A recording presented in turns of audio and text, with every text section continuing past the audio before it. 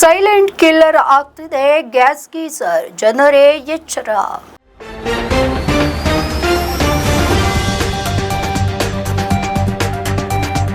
ಇತ್ತೀಚೆಗೆ ರಾಜ್ಯದಲ್ಲಿ ಗ್ಯಾಸ್ ಗೀಸರ್ನಿಂದ ಅನಾಹುತಗಳು ಸಂಭವಿಸ್ತಾ ಇದ್ದು ಜನರು ಜೀವವನ್ನ ಕಳೆದುಕೊಳ್ತಾ ಇದ್ದಾರೆ. ಕಳಪೆ ಗುಣಮಟ್ಟದ ಗ್ಯಾಸ್ ಗೀಸರ್ ಕೂಡ ಇದಕ್ಕೆ ಕಾರಣ ಅಂತ ಹೇಳಲಾಗ್ತಾ ಇದೆ. ಹೀಗಾಗಿ ಗ್ಯಾಸ್ ಗೀಸರ್ನಿಂದ ಜನರು ಎಚ್ಚರಿಕೆಯನ್ನು ವಹಿಸಬೇಕಾಗಿದೆ. ಈ ಗ್ಯಾಸ್ ಗೀಸರ್ಗಳನ್ನು ಹೆಚ್ಚಾಗಿ ಸ್ನಾನದ ಮನೆಯಲ್ಲಿ ಅಳವಡಿಸಲಾಗುತ್ತೆ. ಅಗ್ಗದ ಕಳಪೆ ಗುಣಮಟ್ಟದ ಗ್ಯಾಸ್ ಗೀಸರ್ ದಿನದಿಂದ ದಿನಕ್ಕೆ ಸೈಲೆಂಟ್ ಕಿಲ್ಲರ್ ಆಗ್ತಾ ಇದೆ. ಸಿಲಿಕಾನ್ ಸಿಟಿ ಸೇರಿದಂತೆ ರಾಜ್ಯದ ಮಹಾನಗರಗಳಲ್ಲಿ ಜನರು ಆಧುನಿಕ ಜೀವನಕ್ಕೆ ಹೊಂದಿಕೊಳ್ಳಲು ಜೀವನ ಶೈಲಿಯನ್ನೇ ಬದಲಿಸಿಕೊಳ್ತಾ ಇದ್ದಾರೆ. ಅದು ಉಡುಗೆ ತೊಡುಗೆಯಿಂದ ಹಿಡಿದು ಸ್ನಾನದ ಗೃಹದವರೆಗೂ ಕೂಡ ಆಧುನಿಕ ಜೀವನದ ಮೊರೆ ಹೋಗ್ತಾ ಇದ್ದಾರೆ.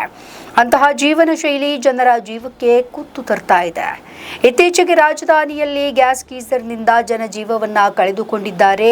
ಸ್ನಾನದ ಗೃಹಕ್ಕೆ ಸ್ನಾನ ಮಾಡಲು ಹೋದವರು ಶವವಾಗಿ ಬರ್ತಾ ಇದ್ದಾರೆ.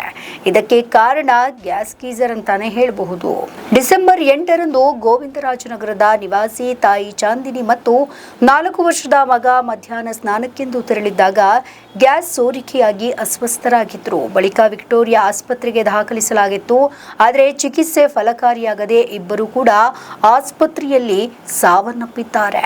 ಹಾಗಾದ್ರೆ ಈ ಗ್ಯಾಸ್ ಗೀಸರ್ನಿಂದ ಮುನ್ನೆಚ್ಚರಿಕೆ ಕ್ರಮಗಳು ಯಾವುದೆಲ್ಲ ವಹಿಸಬೇಕಾಗತ್ತೆ? ನಾವು ಒಳ್ಳೆಯ ಗುಣಮಟ್ಟದ ಗೀಸರ್ ಬಳಕೆಯನ್ನ ಮಾಡಬೇಕು. ಗೀಸರ್ ಆನ್ ಮಾಡಿಕೊಂಡೇ ಸ್ನಾನ ಮಾಡುವುದು ಒಳ್ಳೆಯದಲ್ಲ. ಇನ್ನು ಕಿಟಕಿ ಓಪನ್ ಇರಬೇಕು. ಇನ್ನು ಸ್ನಾನ ಗೃಹದಲ್ಲಿ ಸಿಲಿಂಡರ್ ಇರಬಾರ್ದು. ಕಾರ್ಬೋಹೈಡ್ರೇಟ್ ಸೋರಿಕೆಗೆ ಅಲಾರಾಮ್ ಬಳಕೆ ಮಾಡಬೇಕು.